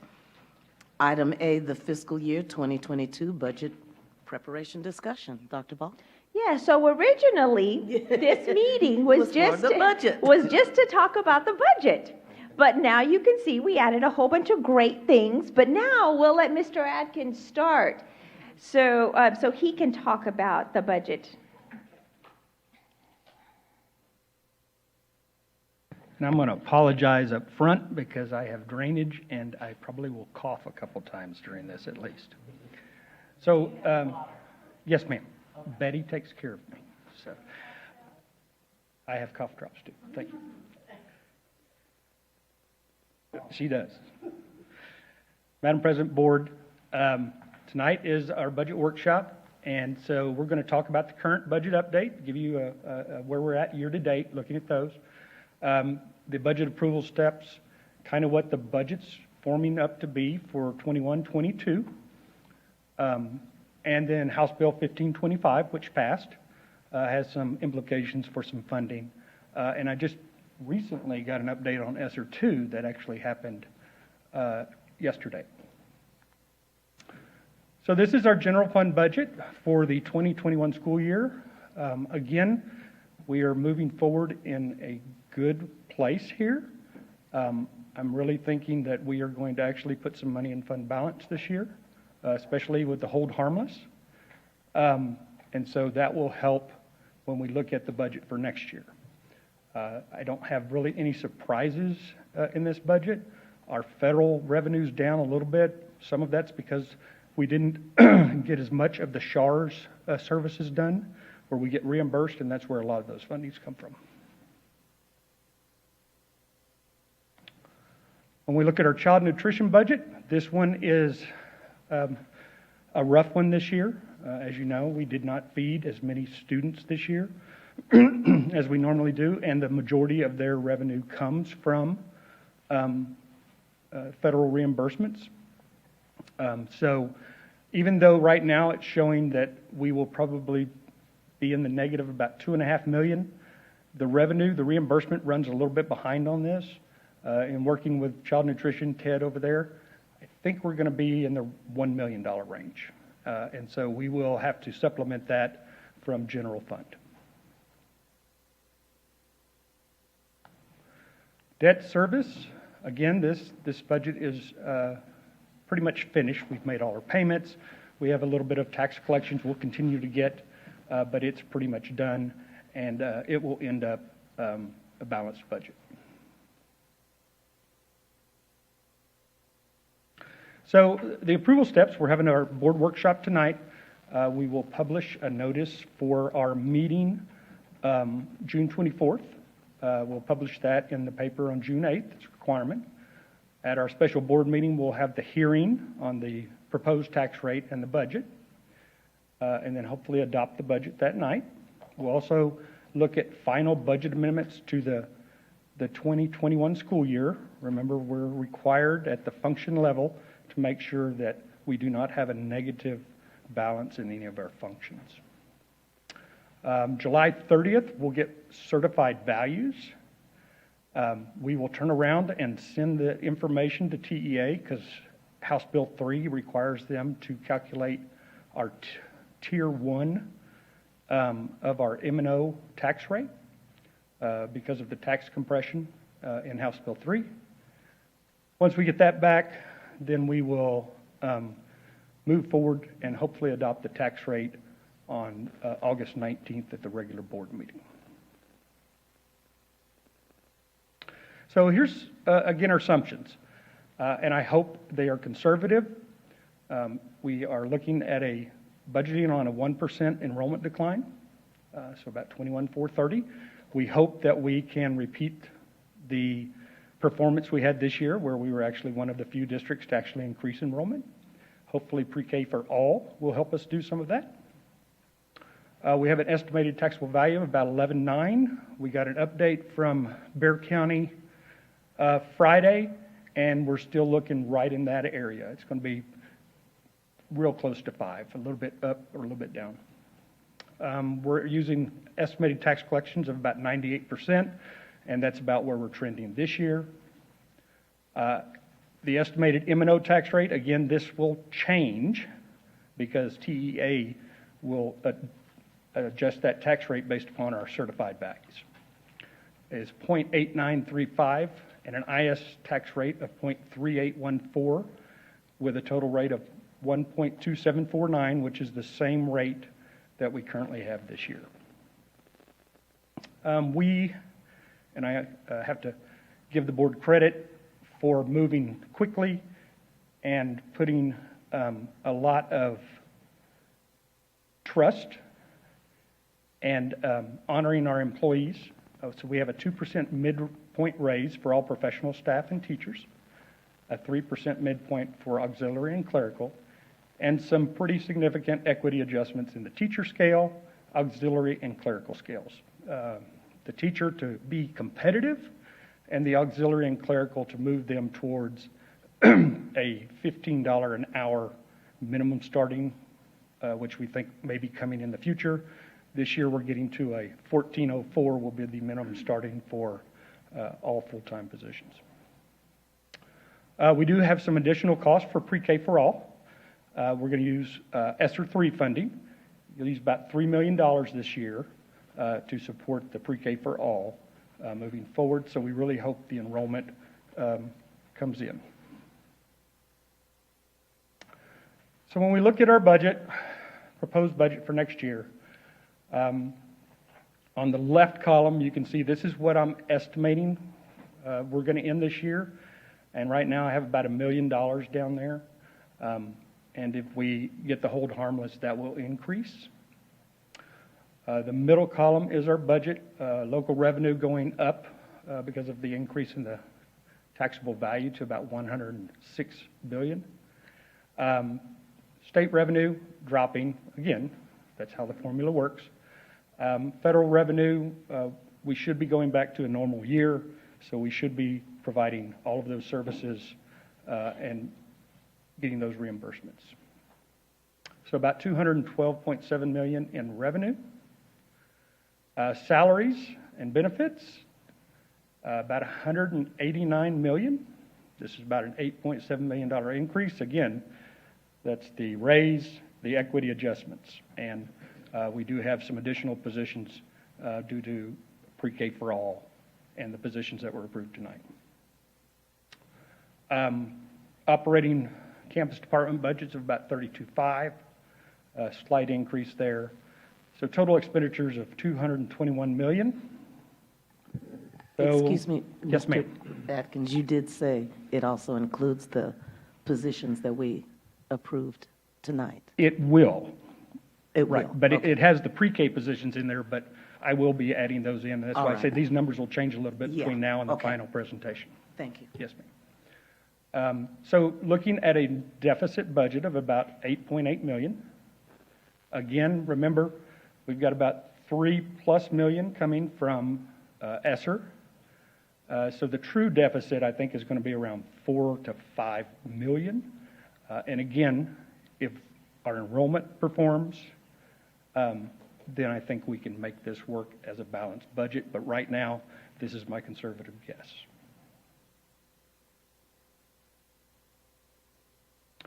Child nutrition, again, the state has actually made all meals free for next year. So there's no free and reduced application. All students will eat free.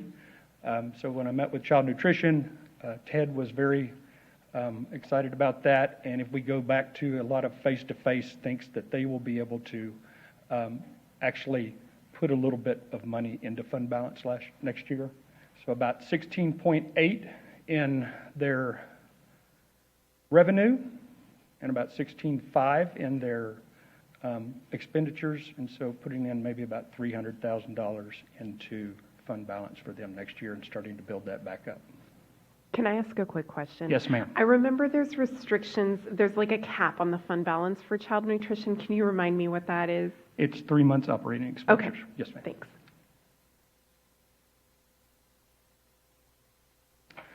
Debt service, again, this year we will end up with pretty much a balanced budget. Next year we're looking at doing the same thing. Remember, we're looking about doing a defeasance resolution to pay off some additional debt as we look forward to down the road. So again, I don't see anything really changing here. So when we get to House Bill 1525, this was passed by the legislature, it did restore some funding for gifted and talented. That was taken away in House Bill 3. And so it's a 0.7 weight. It still has the 5% ADA cap. It has a total funding limit of $100 million. The weight back in 2018-19 was 0.12. So it is a smaller weight. It removes the $50 allotment for advanced CTE courses that was put in probably 2 sessions ago, I believe. It does provide some funding for reimbursements for the winter storm Uri. So there's a $35 million fund out there where if we have like our insurance premium, deductibles and some of those things, I think they're going to be willing to try and help districts with that. It also provides some additional flexibility in the expenditure of compensatory funds, instructional materials allotment, and our safety allotment funds. And so that will be make it easier to utilize those funds. And of course, the funding for virtual learning did not pass, and I think it's my understanding that the commissioner said no as well. So no virtual learning for next year. The ESSER 2 information I have, so we have about $19 million in ESSER 2, and the state is telling us that the hold harmless we're going to get this year is going to be supplanted with ESSER 2 funds. So I don't know how much that will take out of there. And then that they're also looking at potentially supplanting part of the foundation school program for next year. But like I said, that's just very preliminary information from TASBO. And so as soon as we get more information, we'll let you know how much they're going to use to supplant those funds. But I do want to recognize Jody Burden. She's doing her regular title, ESSER 3, ESSER 2. She is just, wow, she's really doing a great job. And that's really what I have. Like I said, not a whole lot of change. Questions? So this is our last meeting, right, before this would come, the full budget would come to approval. What work do you still see that needs to be done between now and then? We are firming up the payroll because the way we're doing the raises, not everybody gets the same amount of base raise, but then the equities, so we're actually going person by person, trying to make sure that that works. We will have to look at the 2 new departments, get them some budgets so that they can do what they need to do. But other than that, it's just really getting it all in the system. Principals and department heads are submitting their budgets. Once we get all that approved, then it'll be ready to go. Yes, sir. Sometimes I hate arriving late to the game because I know the board has had a lot of discussions regarding budget. So let me go back to one of the fundamental deals. Pay increases for employees, for teachers, librarians. We know now that some of our districts, competing districts, are going to be offering different percentiles, actually higher than what we're offering.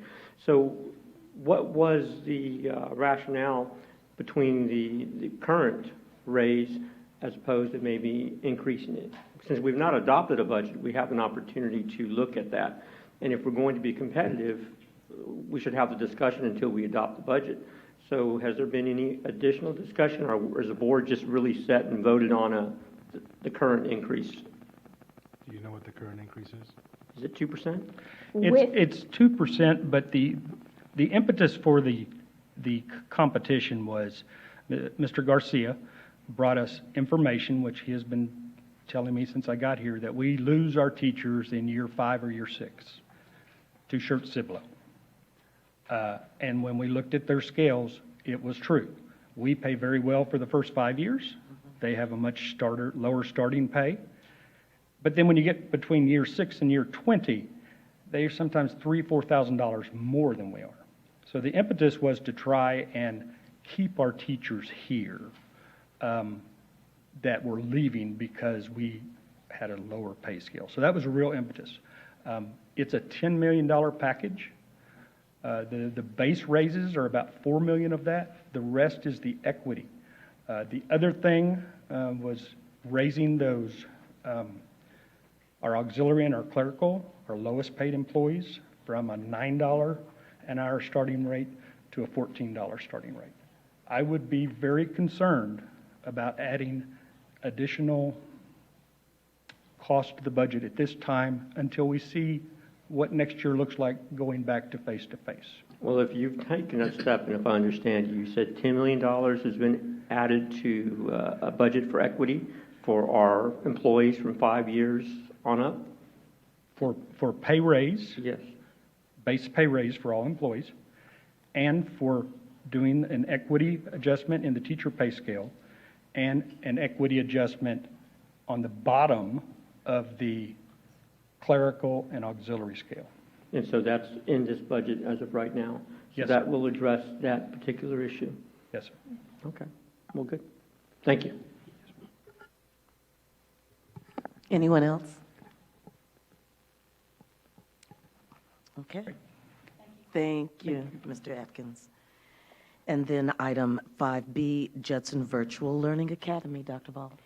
Yes, so I'd like to first start off by thanking the team because they did a lot of work with this. But since this bill has died, Yeah. there is we're no not gonna- presentation to Okay. give at this time. Yes, yeah. Unfortunately, what has happened is today, as most recent as today, we thought the commissioner was going to give a glimmer of hope in regards to this continuing, but he did not. Did not. So there is no presentation because at this time, the way it looks is there will be no funding for virtual learning. Everybody will be back face-to-face. Yes, ma'am. If that changes, you can still bring us a plan. Absolutely. So those parents out there who want their kids in virtual learning need to contact the commissioner and the let me your put my plug legislature. in, and the governor and your local senators and representatives to push for it. All right. And we have already done item 7 in our closed session, but there will be no action on item 7B. Is there any other discussion that anybody would like to have at this time? If not, the time is 7:36 and this meeting is adjourned. And any, just for information, if you're doing, the virtual classes, I was supposed to have a webinar yesterday, and, we kept, been doing the right thing to get it. And I found out today that I couldn't get into it because it went through the spam. I opened